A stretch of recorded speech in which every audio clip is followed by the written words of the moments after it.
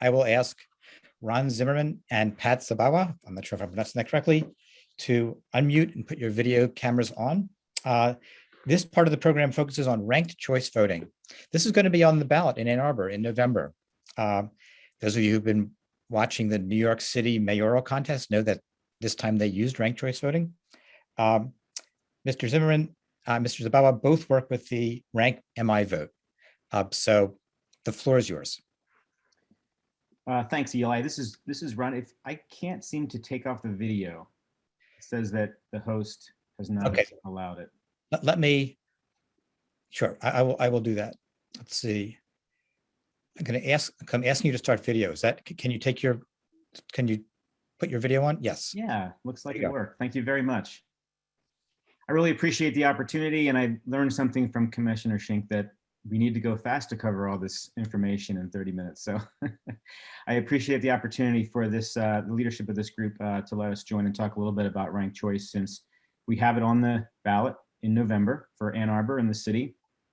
And I'm going to spend most of this time talking about just education of ranked choice and primarily what some of the benefits are, kind of why we're doing it and why we're leading this within Michigan to bring ranked choice across Michigan. And my goal is to leave about 5 minutes at the end to answer any kind of questions that people might have.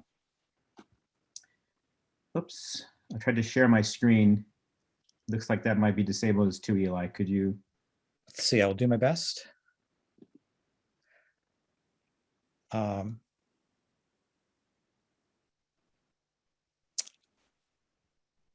Let's see.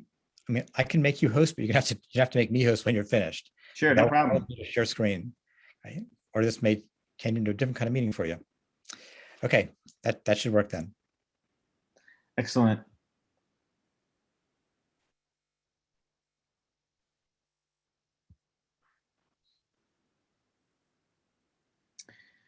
Well, thanks everyone, and I appreciate the time. I am the executive director at Rank My Vote here in Michigan.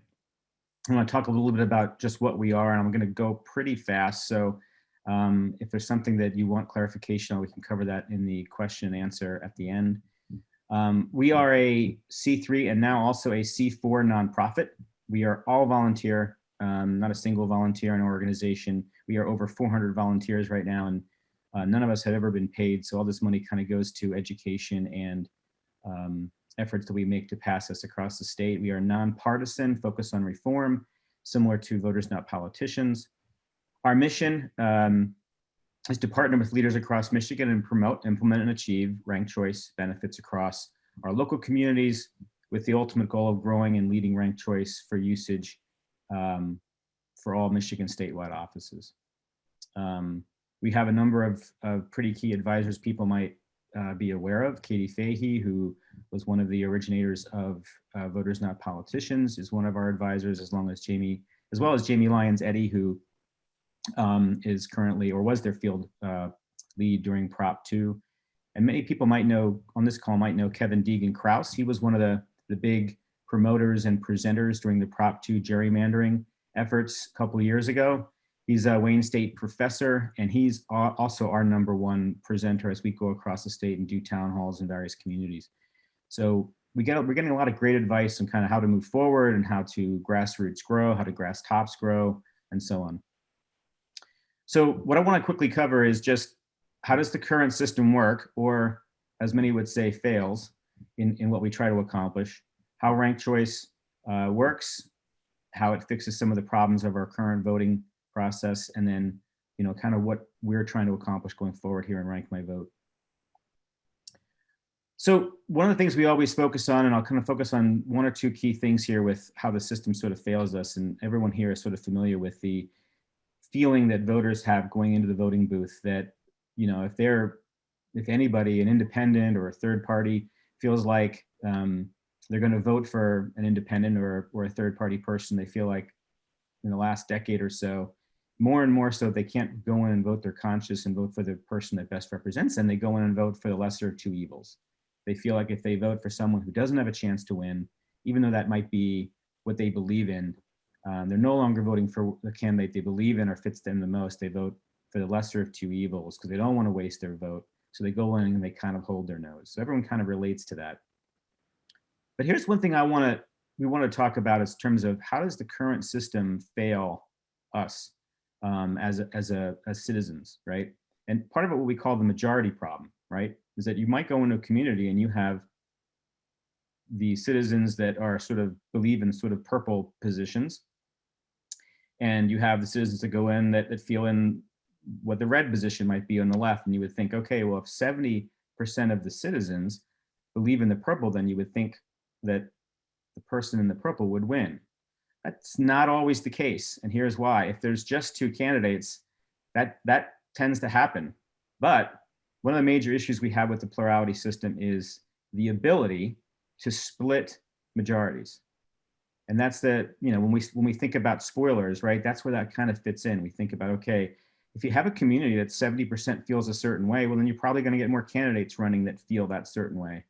And what happens all too often, and in Michigan primaries, data shows over 32% of the time in Michigan primaries for statewide federal seats, that vote gets split.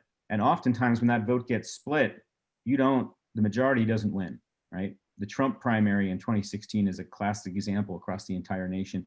In most states, in the first 15 states run in the US, President Trump only got anywhere between 25 and 36% of the vote in those states.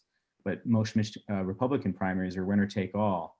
And a lot of this, split the moderate vote for conservatives. And sometimes you get the sort of the dissimilar candidate winning, or the person that represents more of the minority positions of the citizens. And that's not something we want. That's something that you think of today as being the spoiler. These other two candidates got in the race, took votes away from the candidate, and they quote unquote spoiled the race. In fact, we even had a town hall in Troy where we had a 10-year-old that was attending one of our town halls. And we asked the question to the group, are these two candidates really spoilers when they're getting in the race? And Trevor, the 10-year-old, stood up and said, no, I think the system is the spoiler. And it was perfect, got a cheer from the crowd, but it's really how we look at plurality voting and the issues that it's creating, and how the splitting of votes can really be manipulated by parties in power, and often not so good ways, to really disenfranchise a lot of voters. A lot of people of color, a lot of third-party voters now are feeling disenfranchised, voting less and less, having in some cases these parties, green parties, libertarian parties, not even having candidates that historically used to run in various elections, aren't even getting candidates to run in those, to even have people represent those positions. So I want to take just a quick second, because I wasn't sure everybody here knows how ranked choice works. So I'm just going to do a quick run through using an example of the very first US congressional race that was run with ranked choice in Maine. And one thing is I want to point out, this is nationally with League of Women Voters. This is something that is supported by the League of Women Voters nationally. And I'm using one of their examples here, how they describe it. That today, when you go in as a voter, there really not a lot changes. It's really not that complex from a voter perspective. Today, you go in and you say, okay, I'm going to circle the one person that I want. And with ranked choice, the only difference in the formatting, the look, what you do on the ballot is you make a first choice. And if you prefer, make a second and third choice, so that in case your candidate, maybe your candidate's a little bit lower in the pollings, in case your candidate can't win, where would you like your vote distributed in case somebody doesn't get 50% in the election? And let me walk through an example of how that works. So in Maine, very first congressional District 2, where this was ran, we had two independents run, a Democratic and a Republican, a Democrat, and two independents that ran in that district. When the first votes were counted, nobody had 50%. So the Republican, in this case, Bruce, had the most votes. Jared had the second. But in ranked choice, somebody has to get 50% support. So what you do in a ranked choice is you order the number of votes that were received. In this case, Will got the least, and you eliminate Will. And you basically look at all the voters' ballots that voted for Will, and you decide, okay, who did they vote for second? And then you redistribute those votes based on who they voted, who their second place votes were, and see if somebody now has 50% support. In this case, they didn't. Ballots were redistributed. You see a gray down there under none. Those were the voters that decided not to rank. So those were the voters that said, okay, it's will or nothing for me. So their ballots become exhausted. And then you look at the totals again and say, does someone have 50%? They didn't, so you eliminate Tiffany, who was the third vote getter. You redistribute her ballots, and then you have a winner.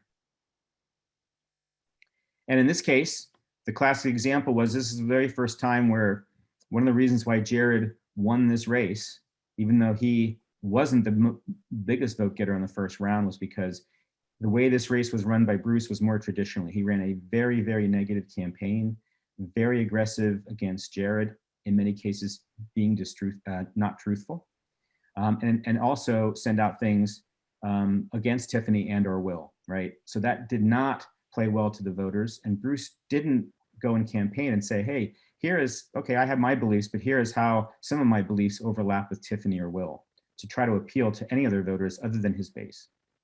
And in this case, that's why Jared won in the very, very first US ranked choice election held in Maine.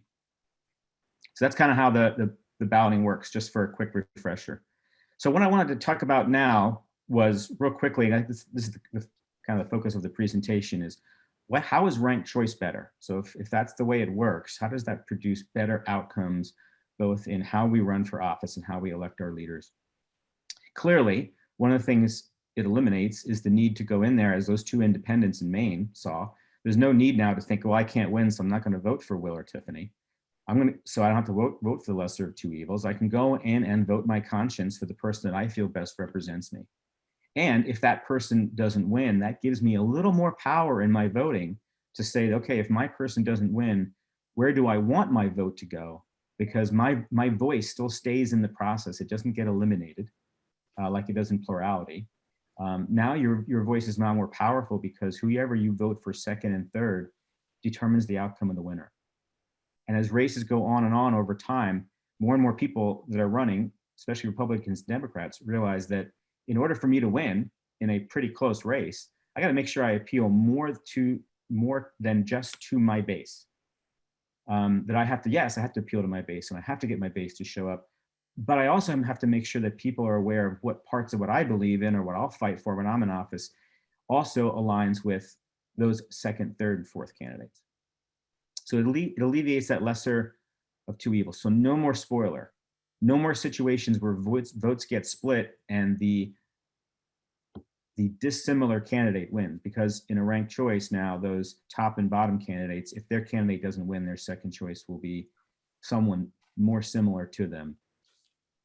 And so it eliminates that issue of more candidates entering and spoiling a race. There's a couple other things I want to quickly talk about, because this is going to be our emphasis on the campaign in Ann Arbor and in many cases across Michigan as we begin to roll this out and or look for other communities to adopt this. One is, and I think you can get that from the last example, is, and we're seeing this across the country, that it really reduces hyperpolarization. It doesn't mean there's still going to be, with ranked choice, some polarization.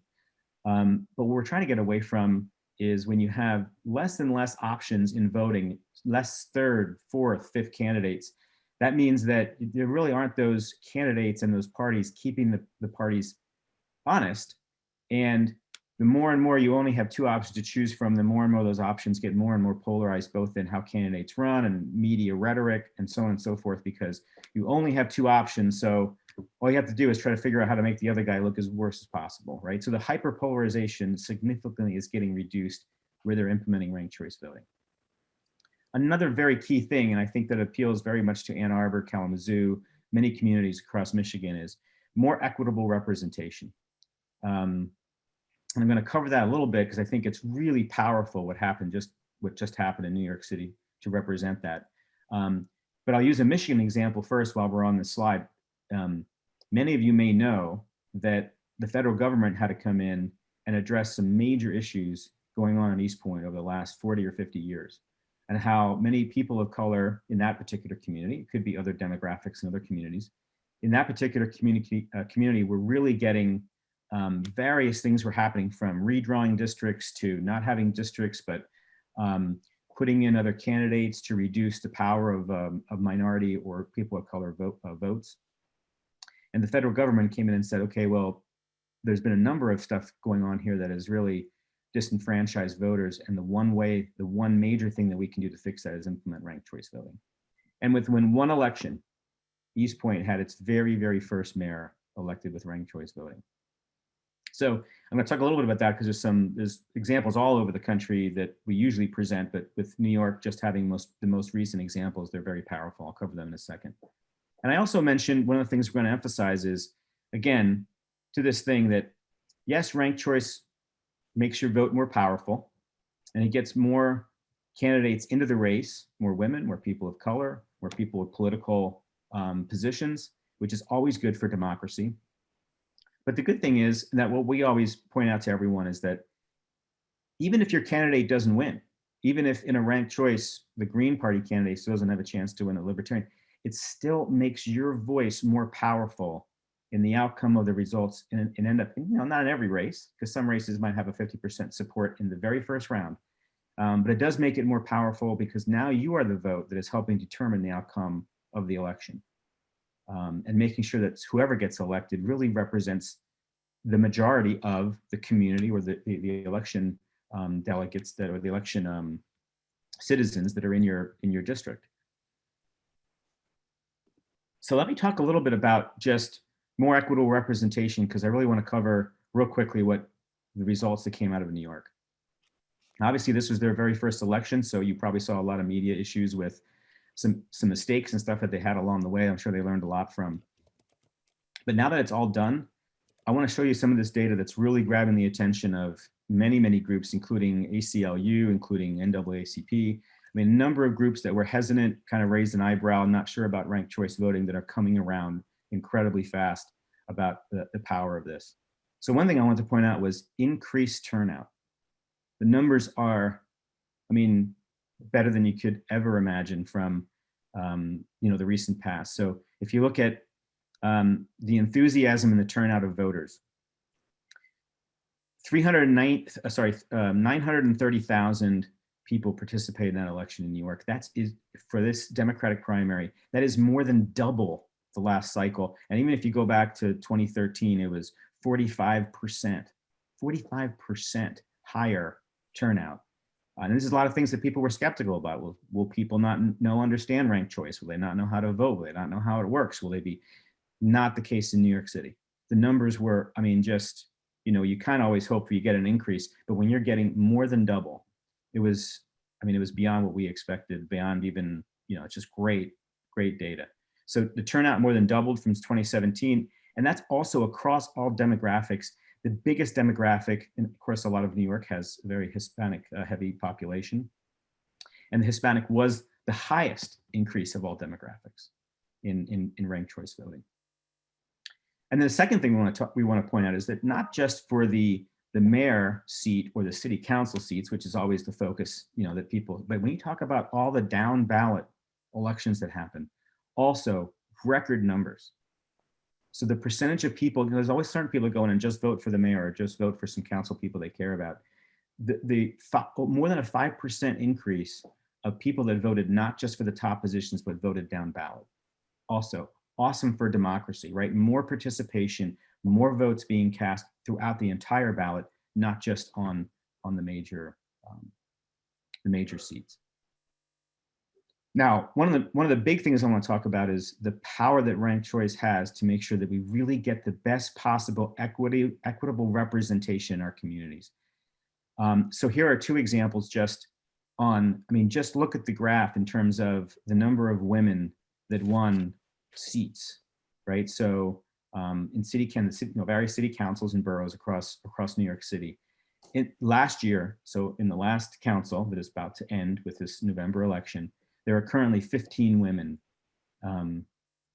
currently 15 women in council across the city, and that number is likely to be 29.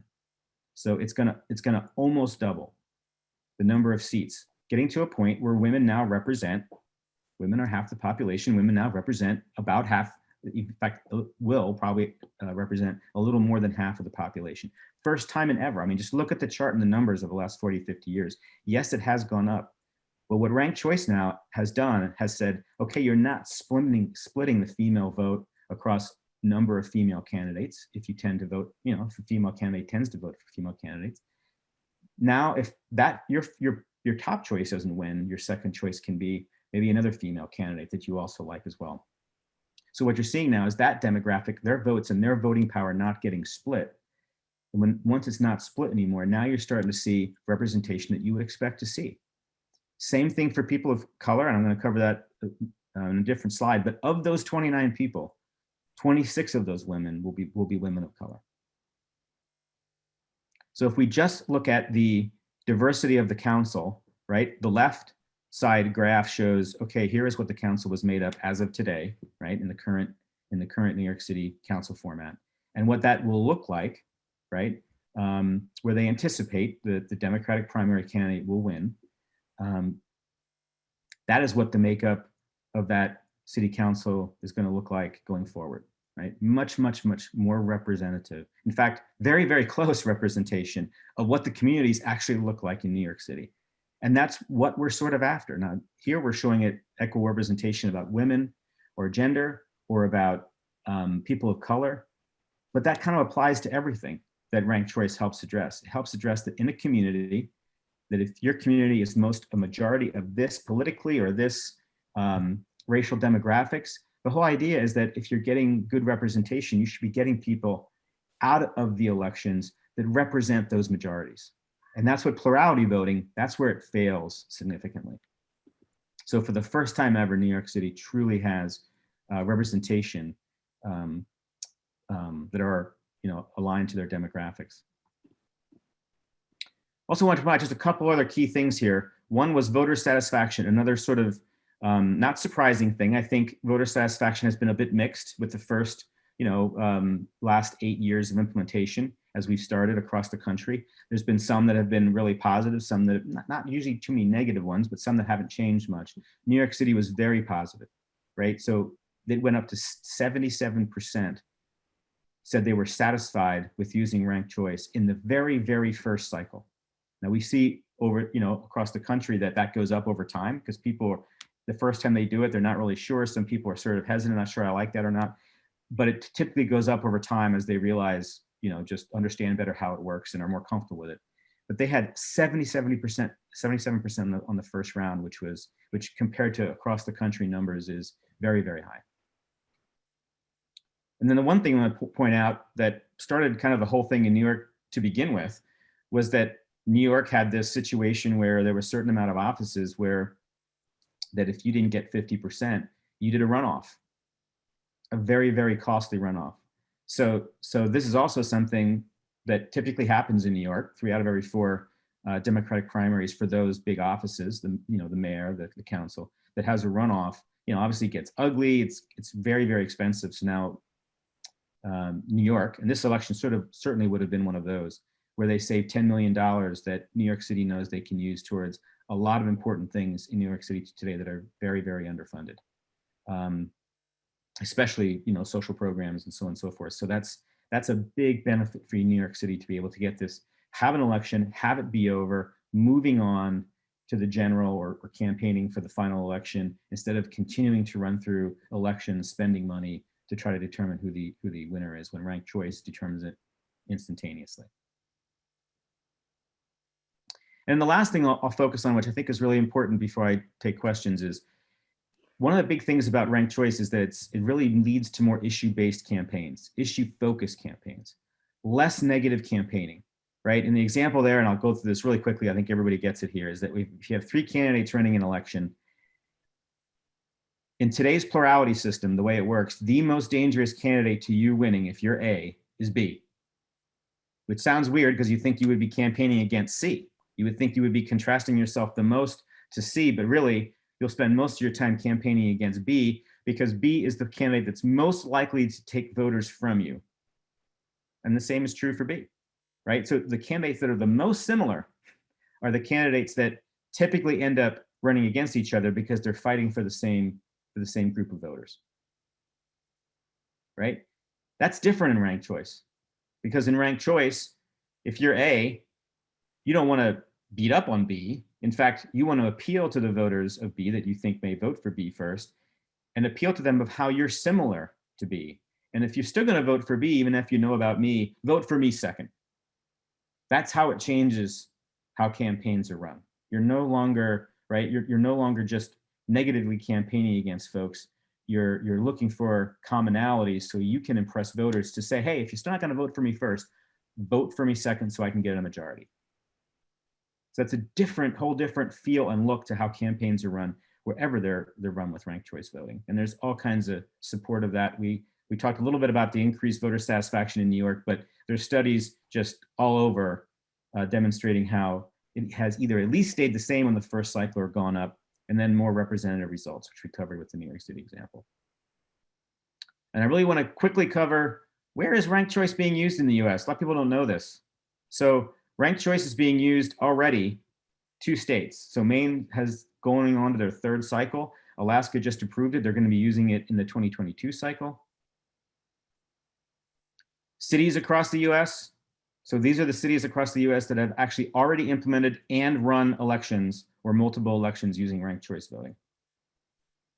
And those numbers keep going up as this last cycle and last November, there were a number of cities across the US that have approved ranked choice voting and are working on the implementation of it, learning the lessons from all the other cities that have implemented it, and it's getting more efficient, less issues, more and more over time. Interesting thing, Ann Arbor, many of you folks in Ann Arbor, talking to the Ann Arbor group, know that ranked choice actually was implemented once in 1975, which led to the first minority mayor in Ann Arbor's history.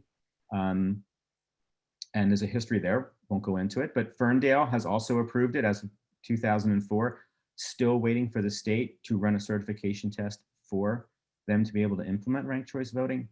And I mentioned East Point before, has been using it now since 2019 due to federal decree. And all I want to say, just to kind of wrap up and let you ask some questions, is, our proposal is to allow ranked choice in cities that want it because it's legal. Mandate ranked choice voting in elections for all state and federal positions. That's kind of our long-term goal. And, some of the things that we're going to do to win kind of as we go forward. I wish I had Lisa Disch on the call. She was going to be joining Pat and I as well, and talking a little bit about specifically Ann Arbor and the approval that they had on council about a month ago. Actually, Ron, Lisa is one of the attendees. Lisa, if you would raise Lisa. I can use the raise hand function. I can make you a panelist. Okay. Thank you very much. Thank you, Lisa. So you should now be a panelist. You should be able to unmute yourself and speak. Let's see. There she is. Yep. Let's see if I have to unmute you. No, you should be able to unmute yourself, Lisa. Yay. All right. Good morning. Sorry, everyone, for the many miscommunications about whether I'd be here. Ron, wow, that was great presentation. So I'm seeing a couple of things in the chat. And I wanted to make one more point about the New York election, which Ron did an amazing job explaining and everything else. And I wanted to add, remember that in the first round of voting in New York, Eric Adams led by more than 10 percentage points over Maya Wiley. And by the last round of counting, Garcia had displaced Wiley in second place, but Eric Adams ended up winning by only 2 percentage points over Garcia. That is information that normal first past the post voting can't give us. And there are 2 pieces of information there that are really important to us. One is for voters, and that is that Eric Adams won with on a very close vote. That means he has to do stuff to appease his opposition. He can't, or not even opposition, but just people who are slightly different than him. And so if he wants to get reelected, or if he wants to govern smoothly, he's going to have to take on some of the ideas that came out of the election that were not his. And then the other thing that we know is, if we're organizers and we're the Working Families Party, we know that we must have made a couple of mistakes on outreach, but only a couple. And we have a good chance of taking that office, right? Or not just coming in second, because nobody ever wants to come in second, but we could actually come in first. It wasn't a big loss for us. And so if we are the Working Families Party, and that's something this is one of the reasons why ranked choice voting can support the formation of alternate parties. It's because it gives them and their voters much more information about how much support they actually have. And it can really create momentum between elections. And that's really important. So I'm seeing just one question about ballot format. Dirk asked, and yeah, it's true that approval voting, you can use the ballots that we use now. Ranked choice voting requires a differently designed ballot, but it is a ballot that can be read by the machines that we currently have. However, it is not a ballot that can be tabulated in each precinct on the night of the election, whereas an approval ballot can be tabulated in each precinct on the night of the election. We really don't have a lot of information about how approval voting works outside of small, relatively homogeneous organizations like the Papal Conclave or for example, professional organizations use it to elect leadership. So those are really not diverse electorates. And so I noticed that, I didn't know this, but I quickly looked up on Wikipedia to find out. Fargo, North Dakota passed a ballot initiative to adopt approval voting for local elections. So we should and seeing how it goes there. One of the things that the disadvantage of approval voting over ranked choice voting is that you can get a plurality winner. And I think that, as we can point out with the New York election, a plurality winner distorts the strength of the winner. It distorts the support for the parties. I think that's the worst part of it. So you'll get that with approval voting. So I will stop talking now. That's all I wanted to add. And unless there's a specific question directed toward me, I'm going to let Ron roll with. Eli, do we have a minute just for one question, maybe? I'd say we have probably about 4 minutes, and then I'd like to go on to the next part of the program.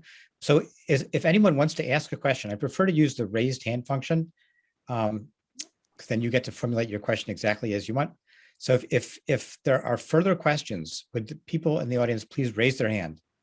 And as you're raising your hand, if we don't get to answer your question in the next 3 or 4 minutes, I will stay on the call and I will try to go through I'm looking at the chat and I'll try to answer your questions as much as I can in the chat. Okay, I see Christine Howe has a question in the chat. So she asks, won't improving chances for third parties help, say, the American Nazi Party? What do the results from Utah say? Yeah, Utah's actually a really interesting, because it's the only state that's sort of leans right that has really been very good at adopting ranked choice voting. And one of the reasons for that is that you have a lot of moderate Democrats, many who used to even be leaders of the Republican Party in Utah, who are repulsed by sort of like the leadership of where Republican Party has gone recently. And they want to make sure that their voters don't get their votes split in Utah. And they want to make sure they kind of return to some sanity as well. So you have a lot of conservatives in that state looking to take back power in their state from people they feel don't really well represent their majority. And so I think what happens in Utah is I think they have roughly 6 or 7 that have used it already. And just in this last cycle, they approved 22 more cities that are going to adopt ranked choice. And they are probably going to be one of the next states that goes statewide, similar to Maine and Alaska. All right, thank you very much. I think I now have to wrap up this part of the program because we still have a lot more on our plate. Thank you so much. This was highly educational, certainly for me.